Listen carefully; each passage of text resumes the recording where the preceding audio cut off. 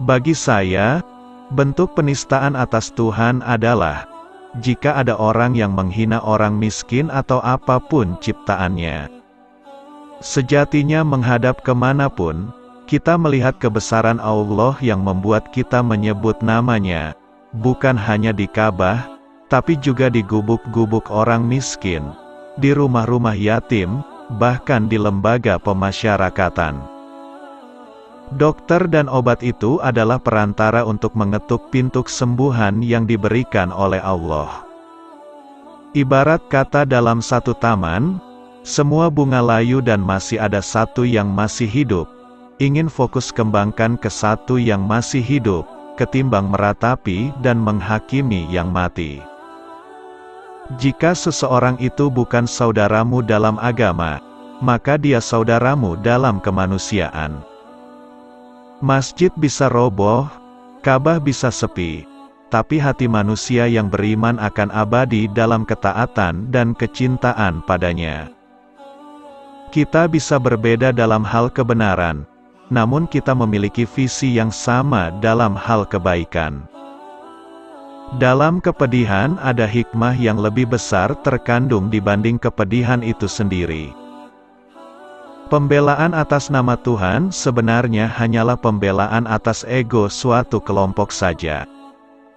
Mengalah bukan berarti kalah, tapi justru puncak kemenangan.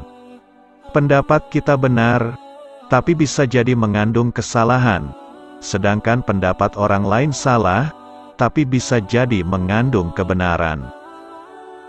Pertanyaannya, dulu agama turun untuk mendamaikan, sekarang kok justru agama menjadi sumber kegaduhan? Melukai dengan lisan lebih buruk daripada melukai menggunakan pedang. Banyak orang yang hanya berislam secara simbolik, tapi tidak berislam secara substansi. Begitu seseorang merasa pintar, maka saat itu ia berarti bodoh. Sebagaimana begitu seseorang merasa suci, saat itu ia sedang kotor. Peperangan itu bukan hanya tidak selaras dengan ajaran Islam, tapi mengkhianati fitrah manusia yang pada dasarnya membenci peperangan. Semua musik yang mengajak kepada nilai-nilai luhur, kemanusiaan, perdamaian, ketulusan, cinta, kesetiaan, dan lain-lain itu termasuk musik yang baik. Sering kali kita mengkambing hitamkan orang lain atau sesuatu di luar diri kita, padahal yang bermasalah adalah diri kita sendiri. Begitu pula kadang kita mencari solusi di luar diri, padahal solusi itu sebenarnya ada dalam diri. Terlihat buruk di mata manusia padahal baik di matanya, itu cobaan yang akan jadi pahala besar. Terorisme itu nyata, ia membunuh. Ia membakar rumah ibadah. Sesedikit apapun teroris itu, mereka mengerikan. Karena jelas kata Quran, satu nyawa dibunuh tanpa alasan benar, seperti membunuh seluruh umat manusia. Mari bersama rapatkan saf, barisan, melawan mereka. Tugasmu dari Tuhan itu jadi baik, bukan terlihat baik di mata manusia. Mari kita selalu berakhlak dan mempersatukan, seperti Nabi Muhammad yang terbaik akhlaknya dan mempersatukan para nabi dan kaumnya di akhirat. Tiap golongan itu punya pahlawannya, seperti tiap kaum punya nabinya. Saling hormati para pahlawan, seperti tiap umat harus hormati dari kaum lain. Beda itu nada, maka saya tak heran ada yang tak suka beda juga sekaligus tak suka nada. Saya memilih suka keduanya, karena keduanya sama-sama indah. Yang paling aku takutkan adalah ketakutanku pada diri sendiri, kepentinganku, nafsuku, dan golonganku. Karena itu, dalam tasawuf, yang harus pertama kau urus dan kendalikan adalah egomu. Guru adalah siapa saja yang mengajariku walau sehuruf. Maka, berakhlaklah pada siapapun, karena bisa jadi ia gurumu yang tidak kamu sadari. Yang perlu kau dengar hanya dua jenis orang, yakni yang mencintaimu karena dia bicara dengan ketulusan dan yang pintar karena dia bicara dengan keilmuan. Pembenci memikirkan yang dibenci, maka hidupnya selalu suram. Pecinta memikirkan yang dicinta, maka hidupnya selalu cerah. Meninggalkan kesan yang baik lebih penting dalam dakwah ketimbang menyampaikan pesan yang baik. Seorang ibu rela malu demi anaknya, anak bab di tempat umum, nangis di pesawat dan lain-lain. Dia tak peduli pada orang demi anaknya. Namun, anak, dia kadang tidak rela malu atas ibunya yang bertingkah memalukan, misalnya karena ketinggalan zaman, pakaian yang tidak sesuai tren di pesta anaknya.